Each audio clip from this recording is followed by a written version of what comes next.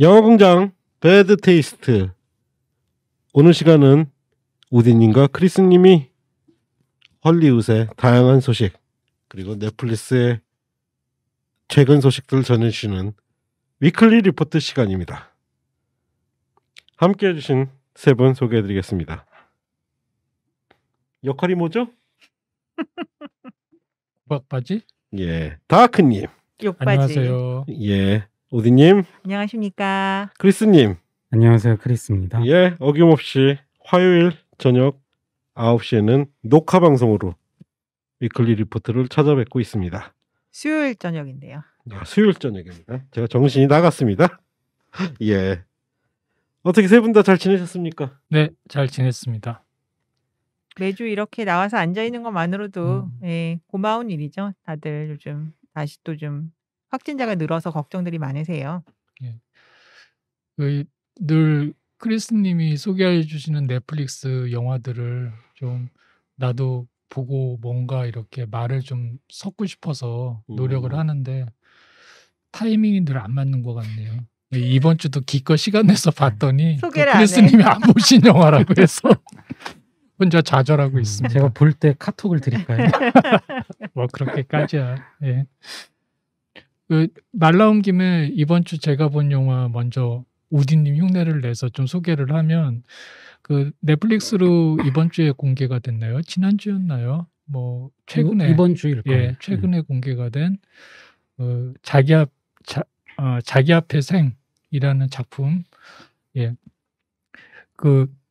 얼마 전에도 저희가 신작으로 소개를 했죠. 신작으로 소개를 했고 소피아 로렌이 주연을 하고 있어서 무엇보다도 큰 화제인 작품인데 저는 원작 되게 인상적인 원작이었기 때문에 기대를 하고 있었고요. 그리고 심지어는 갑자기 궁금해져가지고 75년 당시에 만들어졌던 프랑스 영화까지 찾아서 또 봤어요. 시모니 시뇨레 예. 사님. 근데 이제 어떻든 아카데미 외국어상을 받았던 75년작은 어떻든 과거 영화의 어떤 그 느낌이 물씬 풍기는, 그리고 원작 자체가 또 가지고 있는 굉장히 좀 암울한 느낌, 그리고 처절한 느낌이 많이 좀 살아있는 반면에 이번 작품은 많이 팬시한 느낌이다. 뭐 이런 생각을 하게 됐고요. 그래서 이제 어떻든 이 원작을 모르시는 분들이라면 적어도 에밀 라자르라는 소설가의 작품을 이제 처음으로 접하실 수 있는 계기로서도 의미가 있을 거고, 또 소피아 로렌을 기억하시는 분들은 그녀의 최근 모습을 볼 수 있는 걸로도 또 의미는 있을 것 같고, 다만 이제 작품에 있어서 또 원작이 가지고 있는 느낌은 많이 좀 이렇게 휘발되어 있다라는 거는 염두에 두셔야 될 것 같다는 생각을 했습니다. 어쨌든 즐거운 경험이었어요. 예, 찾아보니까 감독의 아들이네요. 네. 네. 아들 영화에 또 기꺼이 출연하셨는데, 아유, 진짜 올해 86세 되셨네요. 아이고. 그래서 사실 제가 다크님 말씀처럼 소개해놓고 아직 못 봤어요. 막상 공개가 됐는데 그나마 나오던 날 저희 모친께서 벌써 보시고 나 봤다? 막 자랑을 하시더니 어땠어? 그랬더니 뭐 이제 이런저런 좋았다 말씀하시는 끝에 야 몸매는 여전하더라. 그죠. 그래서 당신보다 거의 띠동갑으로 더 나이가 많으신데 그 어떤 영원한 클래스 뒷모습은 여전히 디테일은 여전하더라라는 말씀하시면서 많이 부러워하시고 또 좀 흐뭇해하시는 것 같더라고요. 그러니까 참 가장 큰 괴리가 그거였어요. 왜냐하면 원작에서 묘사되는 원래 마담 로자는 굉장히 덩치가 크고 못생기고 이 전형적인 그런 캐릭터예요. 그리고 이제 이 아이는 완전히 똘망똘망 천사 같은 이런 아이가 그렇게 대비되는 어떤 두 사람의 연대를 통해 가지고 삶에 대한 어떤 회한 이런 거를 갖다 드러내는 작품인데, 이번 작품에서 소피아 로렌은 너무나 아름다워. 그러다 보니까 일단 거기서부터도 사실은 조금 많이 느낌이 뭉개졌다라는 생각이 없지 않아 있죠. 예. 이야, 한번 봐야겠네요. 웬일로 다크님이 이제 86세가 되신 소피아 로렌의 모습을 후끈 달아오르는구만. 올려서 표현하신 것 같은데 예. 예, 한번 봐야겠네요. 예. 뭐 또 다른 건 안 보셨고요?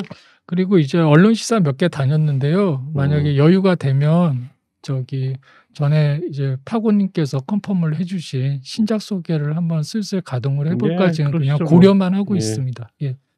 예, 지난번에 한번 녹음을 했어요. 원래 4편의 신작 영화 소개를 했는데 제가 바빠서 편집 못한 이유 반은 너무 재미없어서 별로 호응 안 좋을 것 같아서. 저도 녹음해놓고선 이 방송은 안 올라갔으면 좋겠다 예. 스스로가 생각을 했던. 이제는 우리가 녹음하면서 알아요.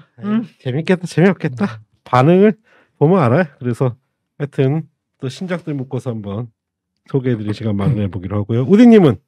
네, 그 기다렸던 자기 앞의 생을 못 보고 있었던 이유는 바로 넷플릭스 수신료의 가치, 더 크라운 4시즌이 공개되었기 때문입니다. 그래서 이틀에 걸쳐서 전부 보면서 아주 즐거운 시간을 보냈습니다. 뭐 아시다시피 이제 1, 2시즌은 젊은 배우들, 3, 4시즌은 중년 배우들이 주인공 역할들을 했는데 올리비아 콜만과 헬레나 보넴 카터가 이제 엘리자베스 여왕과 마가렛 공주, 그리고 4시즌에는 바로 뭐 어떻게 보면 가장 유명한 스캔들이라고 할 수 있는 찰스와 다이애나의 이야기가 본격적으로 펼쳐졌고, 플러스 우리 또 엑스파일 팬들이라면 아주 좋아하시는 질리안 앤더슨 여사께서 대처 수상 역할로 또 아주 잘 어울릴 것 같은데. 엄청 몹시. 그래서 진짜 팽팽한 연기에 또 연기. 대단한 시즌이었고요. 정말 뭐 잠시도 숨을 죽이고 그렇게 이렇게 정자세로 앉아서 저도 모르게 보게 됐습니다. 그래서 혹시 뭐 보시던 분들이라면 당연히 이미 다 보셨을 것 같고요. 안 보셨던 분들이라도 한번 보시면 어떨까. 뭐 앞에 시즌 다 보는 게 좀 부담스러우면 이번 시즌만 보셔도 아마 재미있을 것 같습니다. 제가 얼마 전에 본 해외 사진이 생각이 나네요. 그 찰스 왕세자가 또 우리 여왕님 모시고 가면서 귓속말로 하고 있는데 누가 거기다 짤로 엄마 나 언제 왕돼? 그랬더니 엄마 쟤는 대통령이 또 바뀌었어. 뭐 그런 거죠. 예, 대단합니다.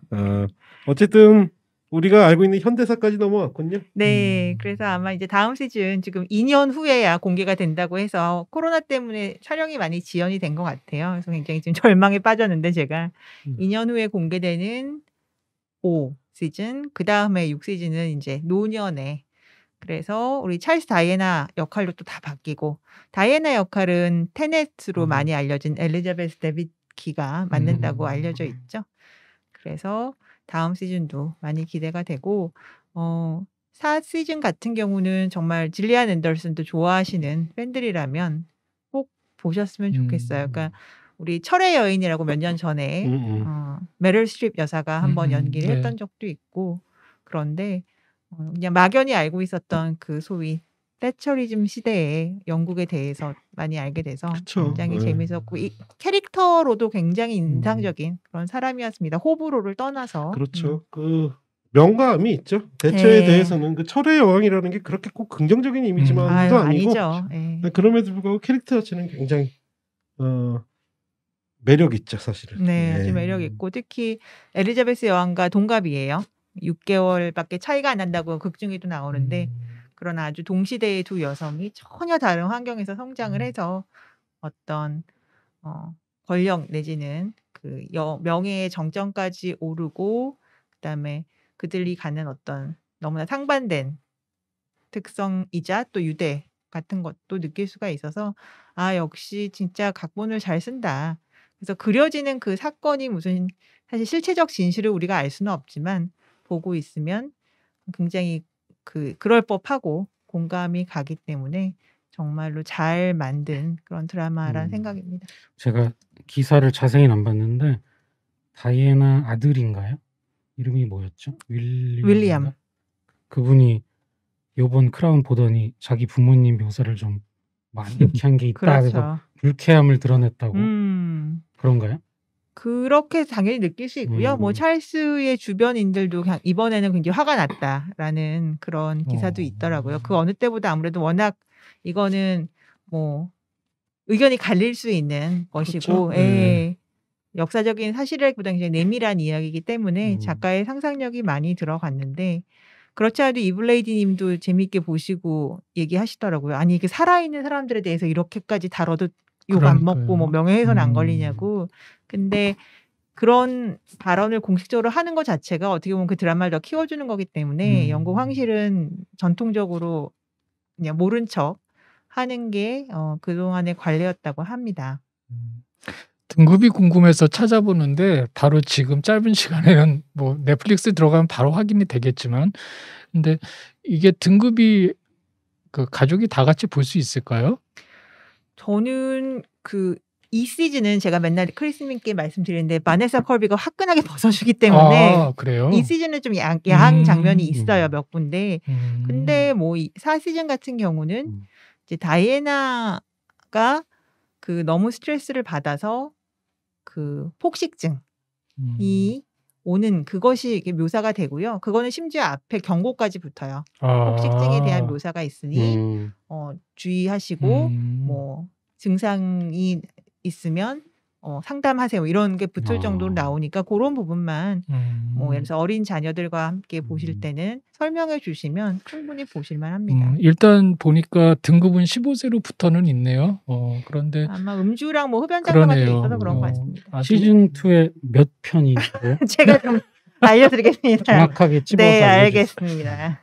영국 현대사에 관심 있으신 분들이나 학생들 같이 있으시면 또 같이 보시면 많이 도움이 되겠네요. 물론 많이 이렇게 또 픽션화가 되긴 그렇죠. 했겠지만은 어느 정도는. 재밌는 게 이게 이제 소위 쇼러너 크리에이터가 피터 몰간이라는 극작가이자 뭐 시나리오 작가인데요. 한 10여 년 전에 헬렌 미렌 여사가 엘리자베스 여왕 역할을 했던 더 퀸이라는 그 영화도 이 사람 거예요. 그래서 이제 그런 게 다 합쳐져서 이제 그 업력으로 이 작품을 하고 있는데, 지금 현재 최근 몇 년 동안 파트너가 질리안 앤더슨이에요. 그래서 그러네. 어떻게 보면 자기 아내를 캐스팅을 한 건데 너무 완벽하게 모습이라든가 이런 뭐 성대모사 막 잘 모르는 제가 봐도 빵빵 터지니까 그 생각이 들었어요. 야, 저 시대를 정말 살았던 그런 영국이나 뭐 그 동네 사람들이 보면 우리가 왜 제오공화국 보면 막 그렇죠. 너무 딱 좋아하는 그런 거죠. 그 느낌 들겠구나 그랬습니다. 하여튼 더 크라운이 뭐 근대를 거쳐 이제 거의 현대 네, 다 왔습니다. 다 왔군요. 예, 한번 보면 재밌고 그럼 7시즌은 뭐 자막 그런 거 붙나요? 찰스가 왕이 된 이후의 제작이죠. 그날이 올까요? 왕 된 걸로 판타지 이야기를 하나 만들어도.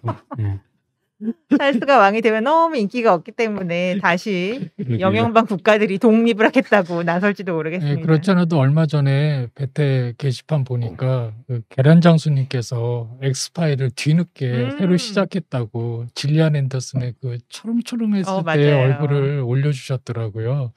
그 계란 장수님 특별하게 크라운을 보실 수 있으면 안 보시는 게 나을 것 같은데. 크리스님은? 저는 극장은 내일 가서 많이 볼 건데 타이밍이 좀 안 맞았고, 제가 영화는 아마존에서 하나를 봤거든요. 근데 사실은 요거 원래는 저희 뭐 특집 때 영화 추천할 때 소개하려고 놔뒀는데 그냥 줄거리 정도만 알려드리려고. 재밌더라고요. 제목이 보이즈 인 더 우드인데 아마 아마존에서 Get Duked 뭐 이렇게도 나와요. 근데 내용이 이제 비행 청소년 4명이 이제 시골로 붙들려 와가지고 어떤 뭐 캠핑 같은 걸 해서 이거를 이제 뭐 미션을 수행하고, 그래서 이제 그걸 하면은 뭐 이제 좀 포상을 주는 뭐 그런 시스템이에요. 근데 거기 갔다가 갑자기 웬 괴한이 이제 얘네들을 죽이러 쫓아오는 뭐 그런 내용인데 블랙 코미디예요. 그리고 내용이 약간 그 사이먼 페그, 닉 프로스트가 나왔던 에드가 라이트 감독 영화 같은 그런 분위기라 재밌더라고요. 나중에 이거는 제대로 한번 소개해 드리려고. 재밌습니다. 보이즈 인 더 우드. 보이즈 인 더 우드. 예, 그렇게 또 영화들 보시면서 한 주 지내셨고요. 그러면 본격적으로 이번 주 위클리 리포트 시작하겠습니다. 첫 번째 코너는 B급 신작 소개입니다. 제목이 브리지예요. 사반 필름이 12월에 공개하는 SF 스릴러로 브루스 윌리스 주연입니다. 설명에 의하면 The Thing, 에이리언, 그리고 둠을 섞어놓은 것 같다라고 합니다. 예, 이게 내용이 이제 지구의 전염병이 심각해져서 지구를 떠나서 이제 지구랑 비슷한 환경의 새로운 행성으로 가는 우주선 안에서 이제 벌어지는 일인데, 거기서 이제 쉐입시프팅하는 어떤 형체들을 만나서 걔네들이랑 이제 싸우는 뭐 그런 내용입니다. 근데 트레일러 보면 쉐입시프터라는 거를 잘 모르겠어요. 그냥 약간 좀비스러운 애들이 나와서 막 싸우더라고요. 예. 그리고 이게 원래 제목은 안티 라이프라고 그러네요. 근데 이제 바뀌었나 봐요. 예. 그리고 보면은 토마스 제인도 나오고 또 레이첼 니콜스도 또 나오고.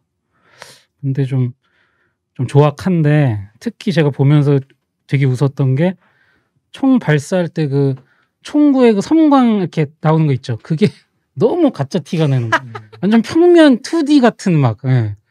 그래가지고 좀 그렇긴 한데, 다크님도 보셨나요? 예고편은 봤습니다. 예. 근데 뭐 저는 그냥 뭐 그 정도면 만족스럽다. 예. 그런데 이제 중요한 건 내용이니까. 그리고 크리스님 지적하신 대로 요즘 좀비 영화 붐을 갖다 나름 의식을 한 것 같고, 떼거지로 막 이렇게 막 몰려다니고 이런 것들 보고 참 여러 가지가 생각이 나더라고요. 여기 우디님이 체크해 주신 게 딱 다 생각이 나요, 정말. 그리고 이제 대체적인 반응은 브루스 윌리스가 분명히 심각하게 경제적인 문제가 있거나 아니면 감독한테 무슨 약점을 잡혀서 찍은 거 아니냐, 그 반응이 제일 많더라고요. 니콜라스 케이지랑 서로 겨루는 거 아니야? 그러게. 네. 저 페이스북 친구들은 이제 아실 텐데 최근에 Die Hard is Back 이라는 짧은 영상이 돌아다녀서 브루스 윌리스가 출연하고, 심지어 그 Die Hard 1편에 뭐 일종의 사이드킥이라고 할 수 있는 그 리무진 운전사까지 등장을 해요. 그래서 야, 드디어 다이아드가 리부트 되는구나. 알고 봤더니 배터리 광고였다. 그렇죠. 예, 다이아드 라는 이름의 배터리 광고여서 굉장히 기대를 많이 했다가 실망했습니다. 근데 한번 보세요. 재밌습니다. 예. 다음 작품은 제목부터 벌써 골 때리네요. Shark Encounters of the Third Kind. 이게 원래 미지와의 조의 제목이 Close Encounter of the Third Kind죠. 조스와 미지와의 조에서 영감을 얻은 SF 호러로 이미 디지털 공개되었습니다. 스필버그 작품에서 영감을 얻었지만 스필버그 같은 제작비는 없었다라는 평가고요. 유명한 감독이라던데 마크 폴로니아 B급 영화 많이 만들었다고 하던데 연출입니다. 이거는 방금 전 브루스 윌리스 영화의 퀄리티를 뭐라고 얘기했던 것 자체가 좀 미안할 정도로 이거에 비하면 그 영화는 뭐 당장 가서 봐도 될 것 같은 그 정도고요. 그 감독님이 필모가 엄청나세요. 보면은 제목들 뭐 안 봤어도 딱 들으면 어떤 영화인지 알 것 같은 뭐 아미티빌 아일랜드, 브라이드 오브 더 웨어울프, 뭐 캠프 블러드 킬즈, 뭐 거의 이런 식의 뭔가 다른 데서 나왔던 작품들 이름을 막 합친 것 같은 그런 영화만 한 거의 막 수십 편을 찍으신 것 같더라고요. 우디님이 종종 이렇게 그 팬무비 수준의 영화들을 이제 소개해 주실 때마다 궁금해서 감독 필모나 또는 제작사 필모를 이렇게 한 번씩 들여다보는데요. 이번에는 딱 열었다가 바로 그냥 닫아버렸어요.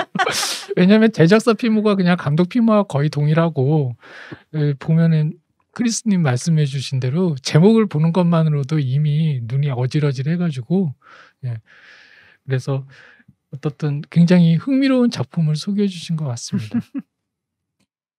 B급 영화 마지막은 웨어울프입니다. 정직한 제목이네요. 12월 초 공개되는 2차 대전 배경 호러고요. 폴란드 영화라고 합니다. 각급 판타스틱 영화제에서 호평을 받았다는 설명이 있는데 내용은 어떤가요? 이 영화는 제 생각에는 앞에 영화랑 묶으면 안 될 것 같고 그래서 B 플러스는 될 것 같은. 내용이 실제 늑대 인간이 나오진 않아요. 그 내용이 나치 수용소에서 이제 풀려난 8명의 애들이 이제 부모들이 다 죽어서 갈 데가 없으니까 숲속에 버려진 저택에서 이제 임시 고아원처럼 사는데 그때 이제 나치 장교들이 퇴각하기 전에 풀어놓은 굶주린 개들이 이제 얘네들을 계속 공격하는 뭐 그게 주된 내용이에요. 근데 뭐 실제 역사적 사건에서 약간 영감을 받았고 약간 그 늑대 인간이라는 게 좀 이렇게 메타포 같은 건가 봐요. 그래서 약간 우화적인 그런 영화라고 그러네요. 가끔 이제 이런 작품들 소개할 때마다 한국 영화 시장이 굉장히 그 앞서는구나라는 생각을 하는 게 이 작품 같은 경우도 2018년도 영화고요. 이미 작년 11월에 국내에는 정식 공개가 된 영화예요. 늑대의 아이들이라는 제목으로 일단 개봉을 한 걸로 되어 있고 지금 OTT 서비스는 이미 하고 있고요. 아, 그렇군요. 예, 그리고 우디님께서 굉장히 정직한 제목 웨어울프라고 하셨는데 매우 정직하지 않은 제목이죠. 왜냐하면 첫째, 늑대 인간이 나오지 않습니다. 둘째, 늑대조차도 등장하지 않습니다. 그러니까 여기서 이제 아이들을 위협하는 어떤 존재가 이제 저택에 갇혀 있는 아이들을 이제 위협하는 존재를 아이들 눈에는 마치 그렇게. 늑대 인간처럼 보이는 존재이지만 실은 그것이 전쟁이라는 어떤 시스템이 만들어낸 그 늑대조차도 아니고요. 그냥 그 궁견이에요.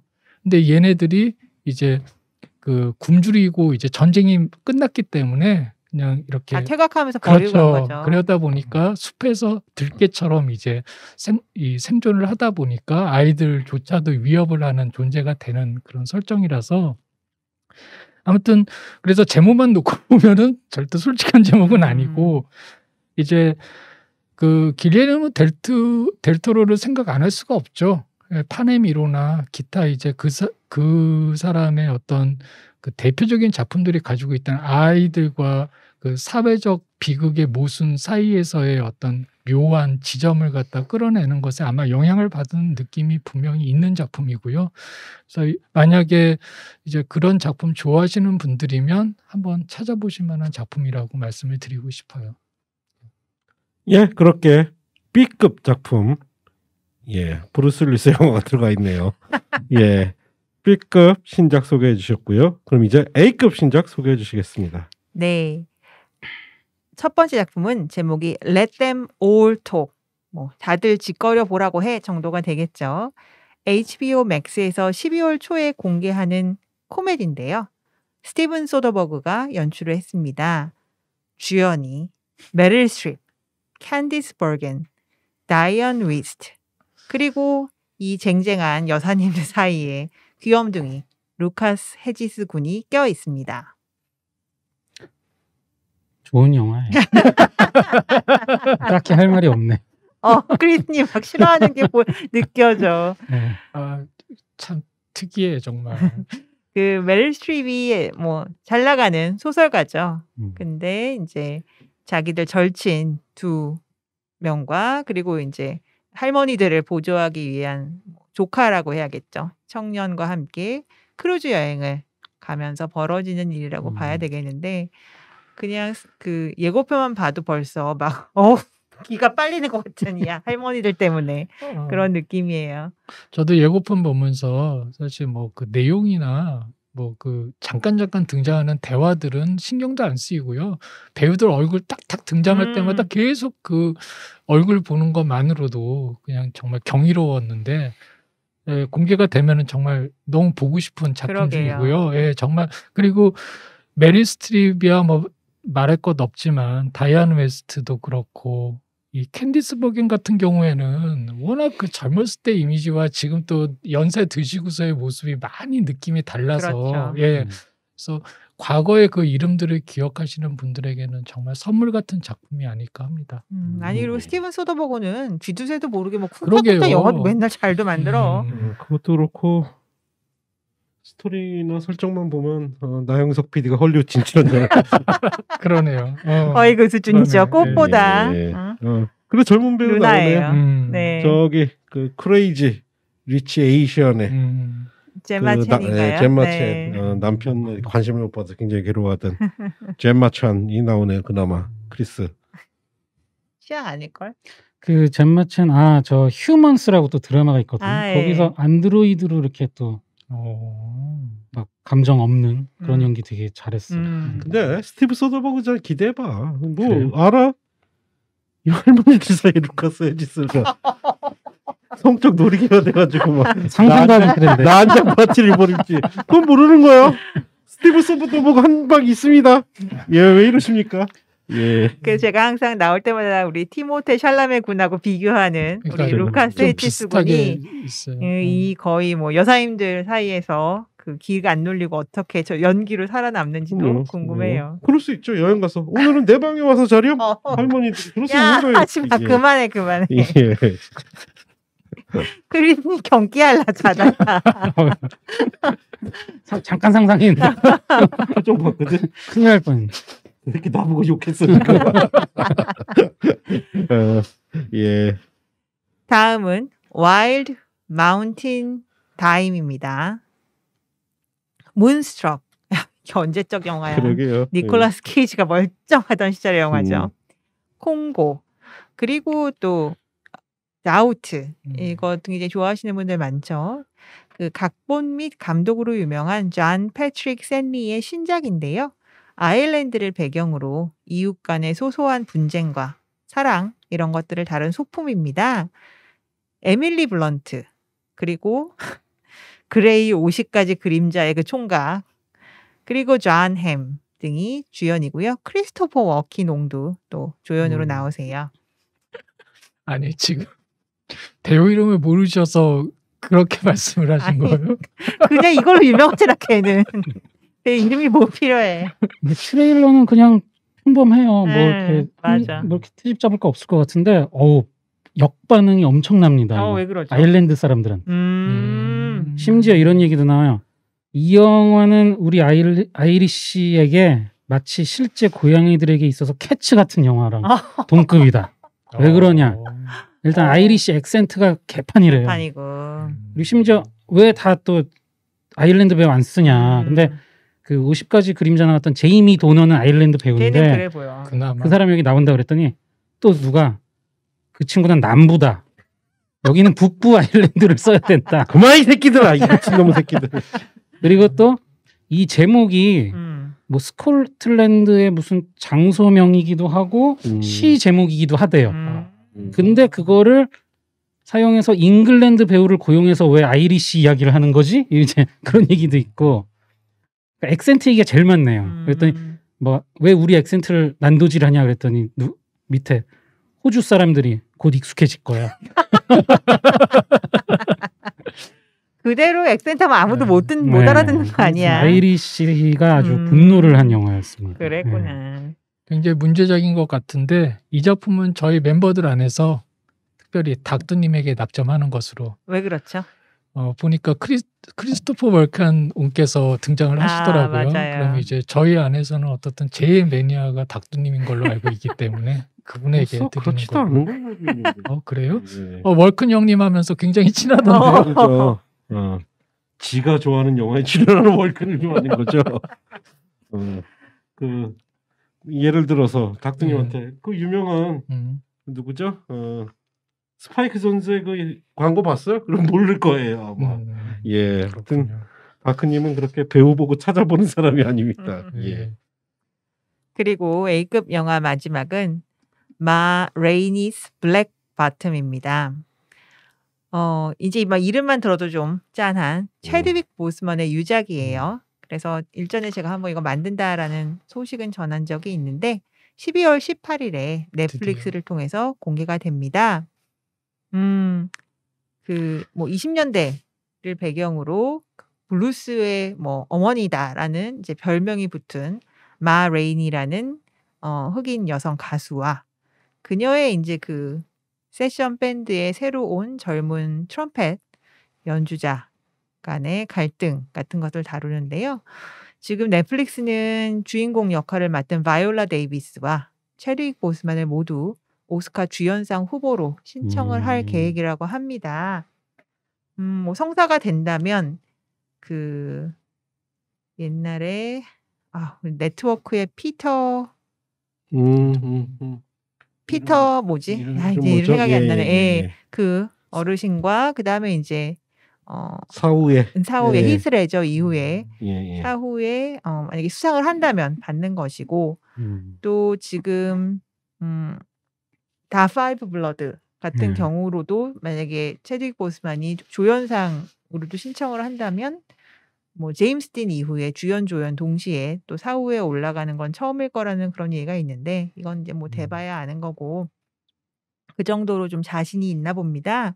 바이올라 데이비스 여사는 이 역할을 위해서 체중을 90kg 가까이 늘리고 영화 속의 노래도 또 직접 한 곡 불렀다고 해요. 또 이제 전통적으로 오스카가 이렇게 좀 막 체격까지 바꿔서 연기하는 것도 좋아하니까 그런 면에서 어떤 작품이 될지 많이 기다려집니다. 예, 뭐 스틸을 보니까 짠하네요. 체드윅 보스만이 확실히 얼굴이 좀 정상이 아닌 듯한 많이 여였죠. 굉장히 여였네요. 그리고 인상 자체도 많이 좀 바뀐 인상이라 굉장히 슬플 것 같습니다. 예. 그 예고편을 보면 그 트럼피스트로 등장을 하는 것 같아요. 네. 그리고 저는 이제 체드윅 보스만을 사실 제임스 브라운을 굉장히 인상적으로 봤기 때문에 영화 그 작품에서도 보면 뮤지션 연기를 하니까 왠지 그때의 모습이 이렇게 중첩이 되면서 굉장히 아직은 아프기 전에 막 에너지가 넘칠 때의 모습과 지금의 어떤 상황을 갖다 계속 이렇게 연결을 하게 되더라고요. 그래서 그런 부분이 더 좀 가슴이 아팠습니다. 이게 제작이 덴젤 워싱턴인데 네. 뭐 그 얘기가 있더라고요. 그 체드윅 보스만이 무명 때 이제 연기하려고 덴젤 워싱턴이 학비를 뭐 보태준 적이 있대. 근데 이걸 또 유작을 이분이 제작을 하게 돼서 그러게요. 그 과거에 이게 원래 연극이고요. 예, 유명한 그 데인저 워싱턴이 그 역할을 했었죠. 무대에서는 이 체드윅 보스만 역할을. 그러니까 뭐 퓰리처상을 수상한 아주 유명한 희곡이네요. 그렇습니다. 파고님이 좋아하실 만한 이야기는 이제 이 작품을 저도 이제 원고 지금 바꾸서 구글링을 했더니요. 딱 제일 먼저 뜨는 제목이 마 레이니의 검은 엉덩이 이렇게 뜨더라고. 그래서 야 이거는 완전히 파고님 필인데 이제 이 희곡을 그렇게 소개를 하는 것 같더라고요. 그래서 어쨌든 참 재밌습니다. 바이올라 데이비스 몰라봤어요 진짜. 왜냐면 또 넷플릭스에도 올라와 있는데 드라마 중에 추리 스릴러 드라마 우리나라 제목이 범죄의 재구성으로 이제 나왔는데 거기서 이제 몸에 딱 붙는 드레스만 맨날 입고 나오고 막 그러거든요. 맞습니다. 아까 네트워크로 사후에 받으신 배우는 피터 핀치죠. 피터 핀치. 예, 아주 맞습니다. 유명한 그 장면이 있죠. 네트워크.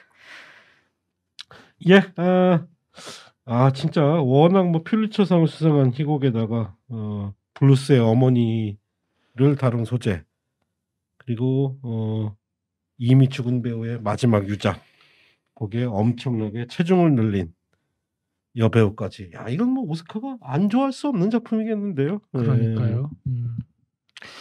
어떻든 체드윅 보스만이라는 그 이름 자체만의 어떤 그 막강함이 지금 이 작품에서는 가장 크지 않나라는 또 생각이 들어요. 많이들 보실 것 같고 저도 보게 될 것 같네요. 그러면 이제 바톤을 넘겨서 이번 주에 넷플릭스에는 어떤 소식들이 있고 또 어떤 신작들이 올라왔는지 알아보겠습니다.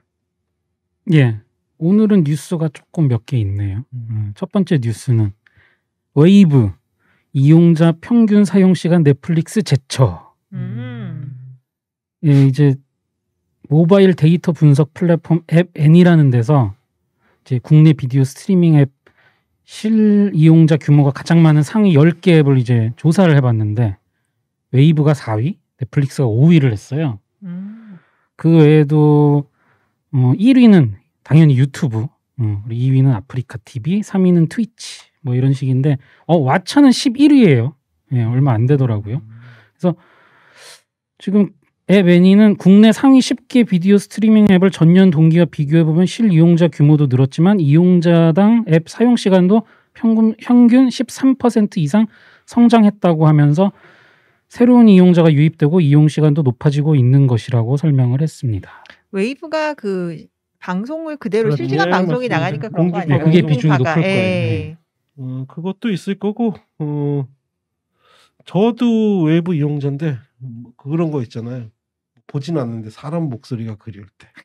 그러나 이럴 때 그냥 뭐 대장금 일부 이런 거 틀었습니다. 금요일 밤에 대장금 일부 틀어놓으면 한 화요일쯤 끝나. 아니 왜 전원일기는 안 틀어놓나? 저런 얘기는 아직 서비스 안 하는 거. 예. 그건 또 안 하는구나. 근데 웨이브가 좋은 게 있어요. 아마 조만간 그 시청자도 이제 유튜브한테 뺏길 것 같은데 예전 공중파 방송 보기는 웨이브가 제일 좋습니다. 아무래도 방송 뭐 전설의 시트콤 제가 네. 좋아하는 웬만하면 뭐 그들을 이길 수 없다부터 해서 웬만한 이 과거 인기 있던 드라마는 공중파 드라마는 다 올라가 있기 때문에 그건 되게 좋아요. 네. 그러네요. 웨이브가 요새 조금 미드에 신경을 쓰거든요. 그래서 제가 거기서 뭘 봤냐면 그 조던 필이 이제 나레이터로 나오는 환상특급 트와일라이트죠. 예, 그렇죠. 시즌 그렇죠. 2를 봤는데 시즌 1일 때 제가 되게 욕을 했거든요. 너무 노골적으로 막 정치적 메시지 넣어서 티가 좀 촌스럽다 그랬는데 시즌 2는 조금 낮았더라고요. 그 저희 아파트 엘리베이터에 광고가 나와서 봤더니 저희 아파트에도 스티브 연이랑 존 초 다 나오는 모양이에요. 한 에피소드씩 유명한 사람들 꽤 나와요. 예, 하여튼 좀 놀랍긴 하네요. 그래도 웨이브가 아직 사용자가 그렇게까지 많은가 싶었는데 예. 두 번째 소식. 데이비 핀처 감독 넷플릭스와 4년간 독점 계약 체결. 데이비 핀처 감독이 아이돌이야 아이돌. 프랑스 프리미어지와의 인터뷰에서 넷플릭스와 4년간 독점 계약을 체결했다고 밝혔는데요. 앞서 오리지널 시리즈 하우스 오브 카드, 마인드 헌터와 영화 맨크를 연출했는데 그는 넷플릭스와 계약을 맺은 건 피카소처럼 기존의 방식을 바꾸고 새로운 것을 시도하고 싶었기 때문이다. 또 라고 이유를 밝혔습니다. 많이 오퍼를 했겠지. 그리고 한편 18일 공개되는 맨크는 넷플릭스 오리지널 영화로는 드물게 12월 4일 극장에서도 개봉하는데요. 한국에서는 내일 개봉하는 걸로 맞아요. 알고 있습니다. 영화사 최고의 걸작 중 하나로 꼽히는 고전 영화 시민 케인의 각본과 허먼 제이 맨키비치의 전기 영화로 게리 올드먼이 주연입니다. 그렇지만 크리스님에겐 아만다 사이프리드가 주연이죠. 뭐 오스카 출품하려고 그랬겠지만. 그럼. 그래서 개봉하는 건데 한국 개봉관 좀 많은지 모르겠네요. 한국에서는 주로 메가박스 체인 통해서 넷플릭스 작품들이 공개가 되죠. 근데 이번에 CGV도 개봉은 하는데 그래요? 지금 제가 아까 내일 거 한번 봤더니 시간이 그렇게 많지는 않더라고요. CGV 같은 경우는. CGV에서 이 영화도 하고 다음 주에 공개되는 힐빌리의 노래라는 작품도 벌써 극장에서 개봉을 했더라고요. 글란 크로스랑 에이미 아담스 나오는 거. 그래서 도리어 미국 본 것보다도 국내에서 넷플릭스 영화 상영, 그러니까 극장 상영은 도리어 더 많은 것 같아요. 빈도로 놓고 보면. 맞습니다. 다음은 콘텐츠 집중 탐구. 제가 본 거. 오늘은 둘 다 애니메이션이에요. 웬일이야. 첫 번째는 블러드 오브 제우스. 8부작이고요. 액션 판타지 장르고 청불, 특징은 폭력, 흥미진진. 이제 시작은 이렇게 소개를 합니다. 그리스 신화 이야기는 구전으로 내려왔다. 대부분은 기록된 바 없으며 몇몇 이야기는 수세기를 지나며 사라졌다. 이 이야기도 사라진 이야기 중 하나다. 이렇게 시작을 하는데 이제 내용이 그리스 로마 신화에서의 이제 신들이 세상을 통치하는 세상이 배경이고요. 신들과 타이탄의 전쟁을 다뤘습니다. 근데 이제 타이탄 거인족이죠. 거인족과에서 전투에서 승리한 제우스가 거인족의 영혼을 다 빼앗아서 봉인을 시키는데 나중에 질투의 눈이 먼 헤라가 제우스를 죽이려고 이들을 다시 깨운다는 내용이거든요. 근데 여기에 주인공은 제우스나 헤라가 아니라 바로 헤론이란 인물인데 헤론은 바로 제우스가 인간 여자와 사랑에 빠져서 태어난 반신 반인이고 그런 새끼가 한둘이야. 바로 이 신화의 절반은 그런데. 그렇죠. 바로 이 바람핀 사실을 알게 된 헤라가 이제 질투심과 분노를 느끼게 되는 거죠. 그래서 반인반신의 헤론이 되살아난 거인족으로부터 신들의 땅인 올림푸스와 세상을 구해야 하는 모험을 한다는 내용입니다. 이 제작이 파워하우스 애니메이션 스튜디오라고 이건 미국 회사 같은데 위키피디아 보니까 한국 제작사가 같이 작업을 했더라고요. 그래서 동우 ANE 이렇게 돼 있어요. 근데 뭐 자세한 정보는 없고. 예. 제가 봤는데 작화는 조금 투박해요. 요새 애니메이션 같지가 않고. 근데 액션이 좀 거친 액션이라 의외로 좀 잘 맞고, 제가 보기엔 그리스 로마 신화 좋아하시는 분들 당연히 뭐 좋아하실 것 같고, 또 주인공이 약간 그 밑바닥부터 이제 역경을 딛고 성장하는 내용, 이런 거 좋아하시는 분들도 좋아하실 것 같고. 근데 폭력이 좀 셉니다. 그래서 피칠갑에 몸이 그냥 막 댕강댕강 막 잘려 나가기 때문에 그거는 좀 참고하시길 바랍니다. 예. 그 원래 역사극 좋아하시는 제 주변에 좀 나이 있으신 분들 보면 이제 만화는 또 안 좋아하시거든요. 그런 분들이. 참 애매한 지점에 있는 작품이네요. 그런 약간 판타지 역사극을이라고 추천하기에는 또 애니메이션이고, 애니메이션으로 추천하기에는 또 약간 낡은 느낌이 어떻든 소재적으로 있는 것 같고. 근데 액션씬은 꼭 무슨 일본 애니메이션 보는 것 같아요. 일본 배틀물 같은 뭐 드래곤볼류나 같이. 또 거기서 나오는 그 타이탄 거인족들 비주얼이 아주 기괴한데 약간 무슨 러브크래프트 세계관에 나올 것 같은 그런 괴물들처럼 등장을 해요. 예, 두 번째 작품은 더 리버레이터 500일간의 오디세이. 4부작이고요. 액션 어드벤처, 청불, 특징은 감동. 예, 2차 세계대전이 배경이고 이제 미국 내 다양한 원주민과 멕시코계 부대원들이 이제 하나가 돼서 유럽으로 진격한 뒤 2차 세계대전 영웅이 되는 이제 500일간의 전투를 다룬 내용인데, 이제 어떤 식으로 시작이 되냐면 이제 주인공 스팍스 소위가 새로 부임을 해요. 근데 이제 제2중대를 맡아서 훈련을 좀 시켜라 그랬더니 이제 지나가는 병사한테 제2중대가 어딨냐 그랬더니 제이가 알고 보니까 제일 감옥의 약자였어요. 군법을 어긴 사람들을 다 모아놓은 거죠. 뭐 상관 폭행한 사람들도 있고 뭐 여러 가지 이유인데, 이제 이들이 적응을 못하는 이유가 다 출신 성분들이 다 멕시코인이나 인디언들이 많아가지고 이제 평소에도 뭐 그때 시대 상황이 뭐 술집에서도 미국에서 멕시코인이나 인디언 출입 금지 뭐 이런 시절이기 때문에 이제 군대에 와서 이제 백인들과 뭐 트러블도 생기고 그러면서 이제 폭발한 거죠. 근데 이제 스팍소이가 이제 사격 시험을 다 통과하면 뭐 주말 외출을 허가해 주겠다 이런 얘기도 하고, 또 사격 훈련하는데 그 사격 훈련 담당 상사가 막 너무 인종차별적인 욕을 하니까 그러지 말아라 막 경고도 하고, 좀 그런 식으로 이 친구들을 다 이렇게 좀 단결시켜서 아주 뛰어난 리더십으로 이제 전장으로 향하는 내용입니다. 근데 이게 실제 뭐 모델이 있더라고요. 육군 45 보병사단 이야기인데 거기가 오클라호마 출신 아주 시골 깡촌 미국 백인들 그리고 멕시코계 인디언 부대원들이 있었던 부대라고 그럽니다.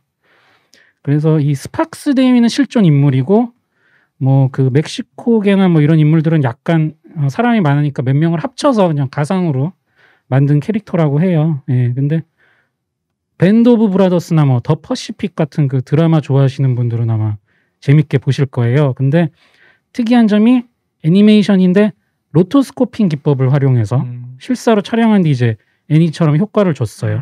근데 뭐 대충 이유를 보니까 제작비 절감을 위해서 그 뭐 일부 전쟁 장면 실사로 찍고 이제 제작비가 많이 들어가는 거는 CG로 좀 처리하는데 로토스코핑으로 하면 이제 좀 이질감이 덜 느껴지니까 그렇죠. 그래서 이렇게 한 것 같더라고요. 네. 저도 2부까지 봤는데 뭐 재밌었어요. 네. 내용 약간 뭐야 옛날 영화 더티 더즌 그 느낌이 좀 나네요. 범죄자들 왜 말썽꾸러기들 모아서. 네. 보다가 제가 제가 전쟁 영화를 많이 안 봐서 모르겠는데 이런 장면 나오더라고요. 막 한참 독일군하고 전투하다가 독일군 전 장교가 야 우리 한 30분 휴전하는 게 어때? 그러고 서로 이제 부상병 다 데려가고 뭐 그런 장면도 나오고 너무 재밌더라고요. 그 크리스님 왜 특징을 그냥 감동이라고만 얘기해 주셨어요? 넷플릭스에 그렇게 돼 있던데. 지금 제가 찾아보니까 하나가 더 추가가 되네요. 그런가요? 예, 감동, 기분 좋아지는 시간. 이게요? 에러인가요? 진짜요? 에러예요? 지금 나왔잖아요. 여기. 기분 좋아진 시간. 성인 애니메이션입니까? 이거 그냥 넘길 수가 없어서. 왜 저 못 봤지? 야, 이런 키워드는 또 오늘 저는 처음 보네요. 그러게요. 네. 전쟁 애니메이션인데. 그러게요. 뒤에 보면 뭐 좋아지는 게 나오는 거 아니야? 그런가? 이런 거는 넷플릭스가 서비스가 안 좋네요. 좀 표시해 주셔야죠. 기분 좋아지는 시간 뭐 48분 23초부터 찝어서. 예. 예, 그렇게 크리스님이 이번엔 뭐 새로 업로드된 작품은 없나 보죠? 업데이트된 작품은? 이게 별로? 지난번에 그냥 확 올라왔다가 이번 예. 주는 또 별거 없는 것 같더라고요. 예. 예, 하여튼 애니메이션 두 편이네요, 독특하게. 예. 야, 예. 둘 다 괜찮았어요. 예. 예, 그러면 다시 우디님이 헐리우드의 새로운 제작 소식들 전달해 주시겠습니다. 네, 리부트나 리메이크 계획이 짧게 좀 올라왔길래 몇 개 뽑아봤는데요. 스콜피온 킹 이거를 또 우리 더 락 형님이 제작자로 참여해서 리메이크, 리부트를 한다고 합니다. 이게 언제적 스콜피온 킹이야? 이게 거의 락이 좀 메인스트림으로 출연했던 거의 뭐 그쵸. 그렇죠. 영화 쪽으로 넘어오면서 사실상 미라의 스피노프죠. 그렇죠. 미라의 3편에서 오는 악역이었는데 그 기원을 다루는 작품을 하면서 그 거의 이제 블록버스터 영화의 모습을 드러난 거죠. 예. 그러니까 이거를 또 만다거니 이번에 어떤 등치를 데려다가 할지 궁금하고요. 다음 작품은 제목이 리트리뷰션이에요. 뭐 응징 정도 될 텐데 이 형님 리암 니슨 주연이고요. 2015년 스페인 영화의 리메이크인데 아이들이 타고 있는 자신의 차에 내 아이들이 타고 있는 차에 폭탄이 설치되었다는 전화를 받은 남성의 이야기라고 합니다. 이거 약간 스피드 생각이 나는 영화고요. 이제 한국에서도 이제 나왔는데 레트리비션 응징의 날이라고 이제 영화가 있고 요 리메이크는 감독님이 님로드 안탈 예. 베이컨 씨 그리고 예, 그렇죠. 프레데터스 2010년 맞습니다. 예, 그분이 연출을 하신다 그러네요. 예. 제목이 응징이면 얼마나 그 리암 니슨한테 맞아 쥐 터지는 거 아니야? 어디서 이렇게 자기 이미지랑 비슷한 아니, 그 그냥 영화를 골라오는지. 이런 시나리오에 일단 다 리암 니슨한테 가나 봐. 응? 이런 거는 좀 반전을 줘야 돼요. 리암 니슨이 전화 받다가 뭐 가만두지 않겠어. 우리 아이들 이렇게 위험에 빠뜨리다니. I will find you. I will kill. 딱 이러고 있어요. 그냥 뭐야? 그러고 다 폭발시켜버려. 그래서 애들하고 같이 죽인다든가. 때로는 이런 식의 반전을 통해서 리암 니슨 이미지 전환해야 돼요. 예. 그리고 또 한편의 뭐 리메이크는 숏 서킷이죠. 네. 조니 5 파괴 작전. 예, 86년작 SF 코미디의 고전인데요. 이거를 이번에는 라틴 배경으로 리메이크를 한다고 합니다. 이 영화는 사실 리메이크 소식이 한 10년 넘은 것 같아요. 그래서 리메이크 한다 했었는데 어떤 이것도 인종의 뭐 인공지능이라고 할까요? 그렇죠. 생각하는 로봇을 둘러싼 이야기인데 이 당시에 제일 화제가 됐던 건 나중에 그러니까 요 쇼서킷에 등장한 로봇가 월리가 디자인이 굉장히 유사해가지고 디즈니의 월리가 뭐 표절을 했다. 그래서 그걸 찾아보니까 조니 파이브 파괴 작전에 월리 사진이 들어가 있어요. 예. 그 정도로 닮았죠. 네. 굉장히 재밌습니다. 속편까지 나와 있는데. 맞습니다. 우리에겐 폴리스 아카데미로 유명한 스티븐 구덴버그가 그리고 우리 또 젊은 제닉든 앨리시드 그렇죠.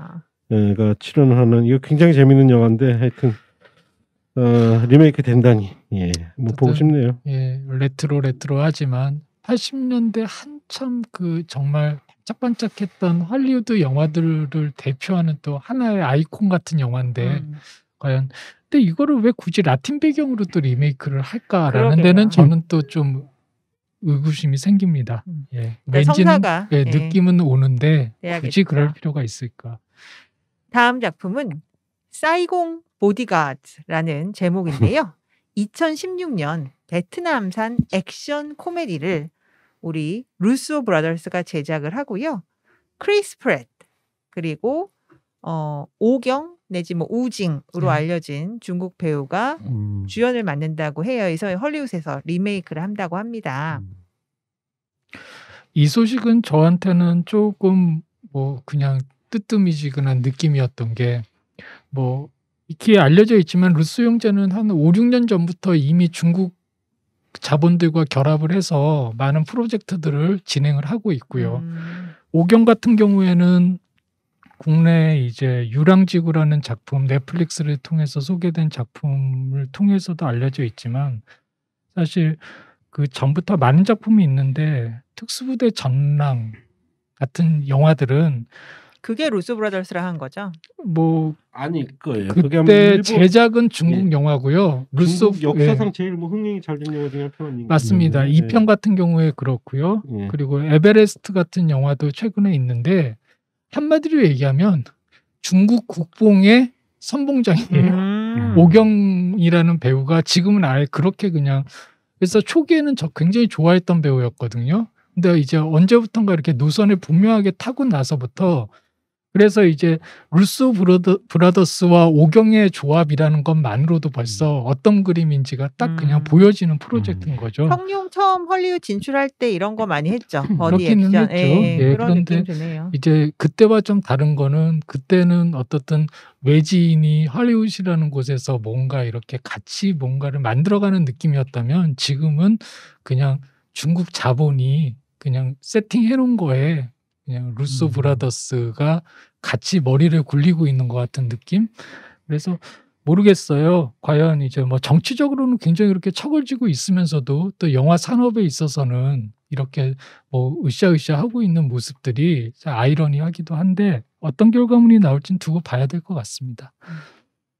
그 루소 브라더스가 인맥 관리 잘하는 것 같아요. 그렇죠. 네. 그 뭐 어벤져스 촬영하면서 크리스 햄스워스도 저녁에 소주 한잔 하자. 액션인데 야 출연 콜 이래가지고 출연했을 것 같고 그리고 크리스 플랫도 출연하는 것 같고요. 그러니까요. 제일 핫한 제작 어벤져스 멤버들과 계속 그러네요. 루소 브라더스가 영화 작업을 하고 있네요. 오경은 거의 중국에서 지금 거의 영웅 취급을 받는 배우예요. 예, 왜냐면은 실제 흥행 스코어가 그거를 이제 보여주고 있고요. 그 사람의 영화가 계속 다 그런 영화들이에요, 요즘. 국뽕 영화. 예, 딱 그거. 다음 작품은 뉴욕 will eat you alive. 뉴욕이 너를 뭐 산채로 잡아먹을 것이다. 콜린 퍼스가 출연하는 좀비 코미디라고 합니다. 이건 진짜 독특하네. STX와 텐센트 제작의 액션 코미디고요. 아마 이게 중국산 웹 만화인 것 같은데 좀비 브라더를 원작으로 한다고 합니다. 재밌을 것 같은데요? 근데 배경은 미국이군요. 제목이 뉴욕인 거 보면 그러니까요. 뉴욕이니까 전 그 생각했어요. 콜린 퍼스가 자기 고유의 그 밋밋한 영국 남자 스타일로 있고 좀비가 나오는데 그 영국 액센트로 콜린 퍼스가 그 브리짓 존스나 뭐 이때의 억양으로 좀비가 나타났는데 어떡하지? 막 이런 거 하고 그러면 되게 웃길 것 같다는 생각 들었는데 어떠세요? 제 계획이 더 나은 것 같은데 이 영화보다?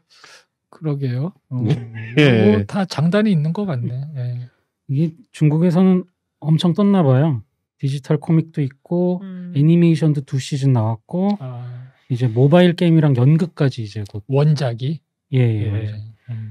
근데 이제 내용이 이제 상수도가 오염된 도시를 배경으로 오염된 물을 마신 사람들이 이제 좀비로 변해서 컴퓨터 게임을 좋아하는 주인공 소년이 이제 여자친구를 찾기 위해 길을 나서는 뭐 그런 내용이라고.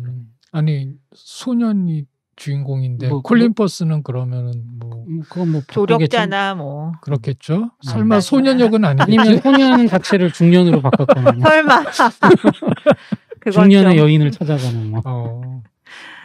그렇습니다. 다음은 짧은 업계 소식인데요.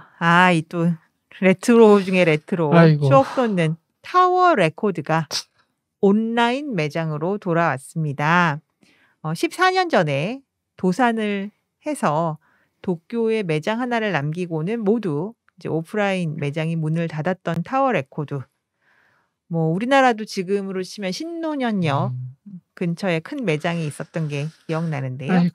강남역 그 네. 사이죠. 예. 네. 온라인 서비스를 시작을 했고요. 뭐 LP, CD, 카세트 테이프를 판매하고 있어요. 근데 이 타워 레코드가 그냥 뭐 원래 캘리포니아에서 시작을 했는데 단순 음반 판매점을 넘어서 뭐 한 시대의 문화 아이콘이기도 했죠. 그래서 이 소식을 보고 정말 저도 한번 웹사이트에 들어가 봤더니 딱 첫 번째가 프린스의 퍼플 레인.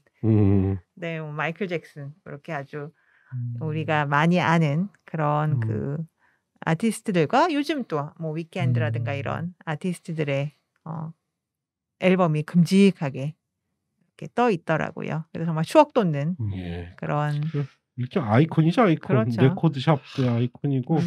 그러니까 저희 세대가 보면 그런 거는 특이한 것 같아요. 어떤 이런 그 매체의 변화. 예, 그렇기도 하고 공교롭게 타워 레코드가 또 국내에 들어온 그 짧은 시간을 우리는 경험을 했잖아요. 그렇죠. 물론 서울에 이제 사는 분들에 한해서고 또 그 중에서도 강남 일대를 자주 뭐 왕래를 했다거나 가시는 분들에 한해서긴 한데 그 굉장히 그 분위기를 가보신 분들은 잊지 못할 것 같아요. 그 국내에도 음반점이 많이 있었지만 어떻든 타워 레코드만에 가지고 있는 그 기운이 있잖아요. 거기 들어가면 정말로 무슨 엄청난 도서관 들어간 것 같은, 박물관 그렇죠. 들어간 일단 것 같은 규모에서, 느낌이 있고, 예.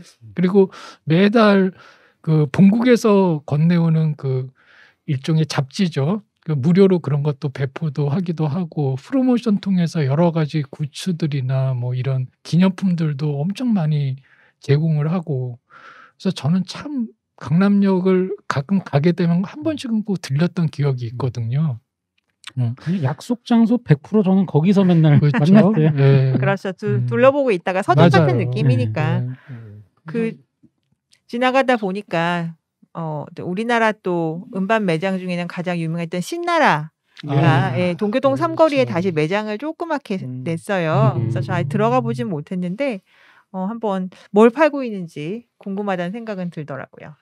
예, 타워 레코드가 전 세계적으로 레코드숍을 장악하고 있을 때 한국이었다가 맞아요. 쪽도 못 쓰고 망하고 나가면서 그런 말을 했다고 그러죠.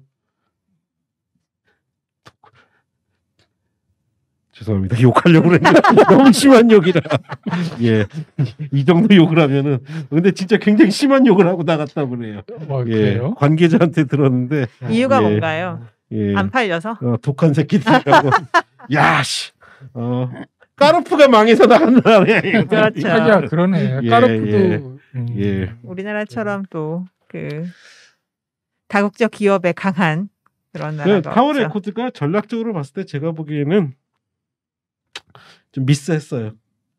뭐냐, 아주 파퓰러한 소비자와 정말 매니악한 소비자 둘 다 공략을 못했어. 어중간해. 그렇긴 그래서 하겠죠. 다크님 잘 아실 거예요. OST도 가봐도 좀 좀 희귀한 것들이 있는데 이렇게 싹 많지는 않았어.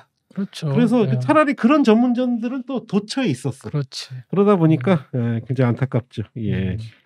그 아마 경험하신 분들은 로고 기억하실 거예요. 노란 바탕에 빨간색으로 이렇게 로고 아마 화면이 그려져 나가고 있는데, 있을 것 같네요. 예. 제가 집에 분명히 그 타워 레코드 포장 비닐이 어딘가 있는 거를 봤거든요. 그래서 오늘 이 원고 보면서 요거 하나 찾아가지고 딱 들어 보이면 옛날 생각 많이들 하시겠다 했는데 포기했습니다. 못 어디 또 찾고. 잘 코팅해서 넣어놨겠지. 웬 코팅 비닐봉지를?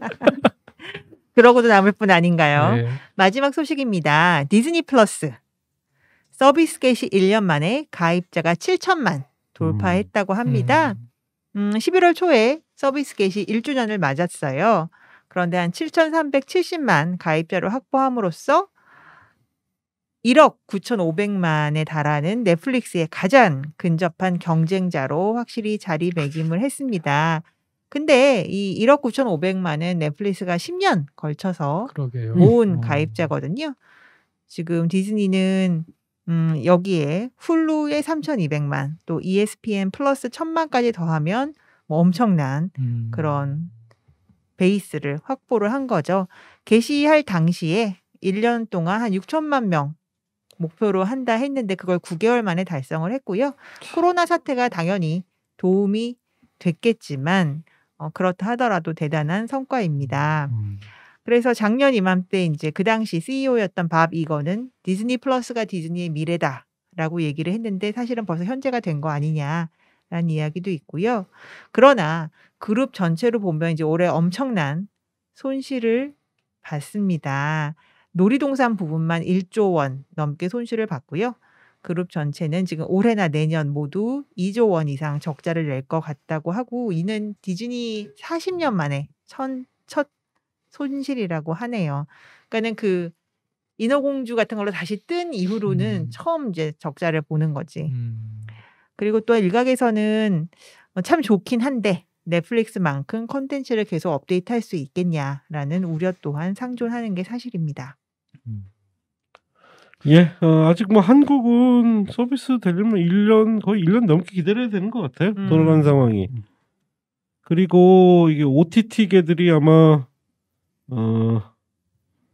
조금 이제 아마 다음 단계를 모색을 할 텐데 제가 최근에 들은 거는 뭐 HBO 콘텐츠들이 또 뭐 아마존하고 뭔가 좀 뭐 협약 같은 걸 좀 맺은 것 같은데요. 그래서 뭐 아마존에 뭐 원더우먼 사진 뭐 걸려 있고 이런 거 보니까 뭐 콘텐츠로 좀 공급 계약을 좀 보다 체계적으로 한다든가 하여튼 그런 소식 같더라고요. 제가 합종 영향이 맞습니다. 있겠죠. 예. 이제 탑2 빼고는 이게 다 너무 분산되면 그만큼 콘텐츠 라이브러리가 없으니까 열심히들 뭔가 궁리들을 하고 있지 않을까 싶습니다. 예, 하여튼 오늘도 다양한 소식 전해주셨네요. 다크님 어떠셨어요? 예, 재밌었고요. 그리고 추억 돋는 이름들 많이 거론이 되는 거는 저 개인적으로는 굉장히 반가웠고, 하지만 이제 또 우리 젊은 그 시청자들 분들께서는 뭔 소리를 하는 거야 하시는 분들도 분명히 계실 것 같고요. 어쨌든 뭐 잘 됐으면 좋겠습니다. 뭐가요? 산업적으로도 그렇고 지금 이제 코로나 국면도 그렇고 좀 많이 안정이 되고 좀 회복이 됐으면, 어서 진정이 됐으면. 예. 그래서 우리 늘 과거를 갖다 회상하는 이유는 뭐 그때가 꼭 좋았던 것만은 아니지만 어떻든 그때 좋았던 기억들이 많이 남아있기 때문에 그런 것 아닐까. 지금도 시간이 지나면 또 이때를 나름 좋게 기억할 수 있지 않을까? 뭐 이런 생각도 해보고요. 예. 짧게 얘기해도 궁시렁궁시렁 뭐 했고요? 아니 뭐야? 막 이러고 굉장히 궁시렁거리셨네요. 예, 하여튼 이것으로 이번 주 위클리 리포트 마치겠습니다. 감사합니다.